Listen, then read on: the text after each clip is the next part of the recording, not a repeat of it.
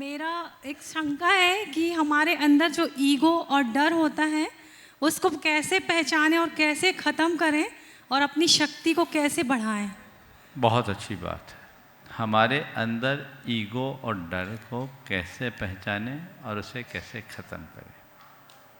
सबसे पहले हमें ये देखना है कि हमें ईगो किन बातों का होता है। ईगो है क्या? कभी आपने विचार किया? बहुत गहरा और व्यवहारिक प्रश्न है, इसे अच्छे से समझने की आवश्यकता है। हर कोई इस समस्या से ग्रसित है, पर इसके मूल को हम समझेंगे तभी इससे बाहर आया जा सकेगा। ईगो क्या है? अहंकार। अहंकार किसका? हर मनुष्य अपनी एक काल्पनिक छवि गढ़े हुए है और वो छवि पर, उस छवि को मेंटेन करने में लगा रहता है। उस पर आघात पहुंचने पर उसके मन में क्षोभ भी आता है और उस पर आघात न पहुंचे इसका डर भी रहता है। यही है ना हमारे लिए ईगो क्या है? कोई मुझे सम्मान नहीं दे रहा है, कहीं मेरी मान्यता कम है, कोई मेरी इंसल्ट कर रहा है, ये सब ना ईगो है। हमको श्रेष्ठ नहीं माना जा रहा है, हम औरों से बेहतर अपने आप को साबित करते हैं। ये सब क्या है? कौन किससे कम है और कौन किससे बेहतर है? पहले ये तो जानो कि मैं हूं कौन।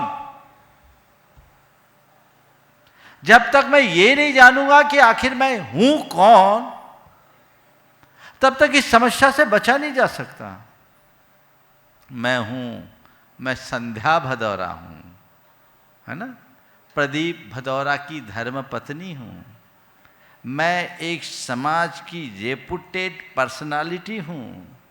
मेरी अपनी एक पर्सनल इमेज है, मेरा ऐसा कैलिबर है, मेरे जैसा हुनर और किसी में नहीं है, मैं एक्स्ट्रा ऑर्डिनरी हूं। ये मेरी मान्यता है और ये मान्यता जब मैंने बना ली, मैंने अपने आप को इसी रूप माने रखा और उस रूप अपने आप को मेंटेन किया। अब इस पे अगर किसी ने थोड़ा सा भी डिस्टर्ब किया तो मन विचलित होता है, क्षुब्ध होता है, व्यक्ति प्रतिक्रिया करता है, जैसे शुद्ध शब्दों में कहें तो भुनभुना जाता है। भैया किसके लिए भुनभुना रहे हो? ये तुम हो कहां जो तुमने मान रखा है अपने आप को? अभी तुमने अपना जो परिचय प्रस्तुत किया वो कब से है और वो परिचय कब तक टिकेगा? समझ रही बात को?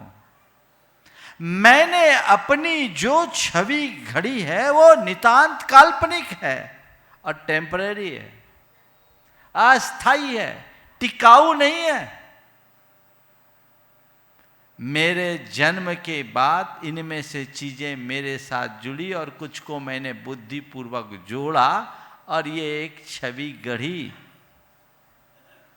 जीवन में ये रहेगी, टिकेगी, कुछ लंबे समय तक भी टिक सकती है, कुछ बीच में भी बदल सकती है, लेकिन मृत्यु के बाद फिर ये मेरी पर्सनालिटी कहां? मेरे जन्म के पहले मेरी ये पर्सनालिटी नहीं थी, तब भी मैं था, और मेरी मृत्यु के बाद मेरी ये पर्सनालिटी नहीं रहेगी, तब भी मैं रहूंगा। जो था, है और रहेगा वही तो मैं हूं। जो आया और चला गया वो कहां मैं? पर मेरी दुर्बलता कुछ ऐसी है कि जो मैं हूं उसे मैं पहचानता ही नहीं। मैंने अपने आप को वो मान लिया जो मैं हूं ही नहीं और उसको मेंटेन करने में लगा हूं। जिसका कोई वजूद नहीं, जिसका कोई अस्तित्व नहीं, जिसकी कोई उम्र नहीं, उसको कितने दिन मेंटेन करेंगे? रेत का घरोंदा आखिर कब तक टिकेगा? वो एक दिन ध्वस्त होना है। इसलिए अपने आप को पहचानो कि मैं हूं कौन, फिर कोई ईगो नहीं आएगा। फिर उत्तर ये आएगा जो मैं हूं ना वही सब है, जैसा मैं हूं वैसा ही और है। मैं शुद्ध चैतन्य आत्मा हूं, बाकी सब भी वही है। मेरी और दूसरों की चेतना में कोई मौलिक अंतर नहीं है, तत्वतः सब समान है। न कोई बड़ा है, न कोई छोटा, न कोई ऊंचा है, न कोई नीचा, कोई न अच्छा है न बड़ा, न कोई श्रेष्ठ है न अश्रेष्ठ, सब समान। फिर ईगो कहां? जिस व्यक्ति के जीवन में अध्यात्म का प्रकाश प्रकट हो जाता है, उसके जीवन में इस प्रकार की कोई दुर्बलता हावी नहीं होती। अपने अंतरंग में आध्यात्मिक दृष्टि विकसित कीजिए। आपका नाम मान लो प्रदीप संध्या भदौरा है ही, मानना कि अभी तो वही है, और कोई तुम्हारी जगह किसी दूसरे का नाम लेकर गाली दे तो तुम्हें कुछ फर्क पड़ेगा क्या? हाँ, क्यों? क्यों नहीं? गाली कान में आएगी, पर वो मुझे नहीं दे रहा, किसी और को दे रहा है, क्योंकि जिसको दे रहा वो मैं नहीं हूं। कोई फर्क पड़ेगा? तो भाई तुमने अपने आप को संध्या मान रखा है, तुम हो कहां संध्या? वो मैं हूं ही नहीं।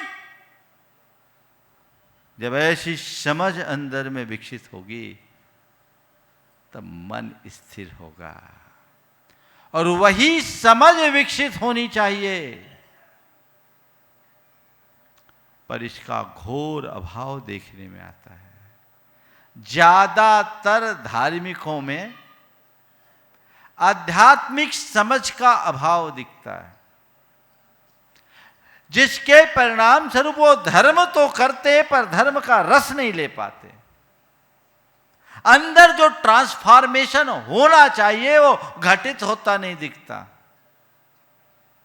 तो वो क्रांति अंदर हो, तो अपने ईगो को जड़ से मिटाना चाहते हो तो जानो मैं हूं कौन, बस।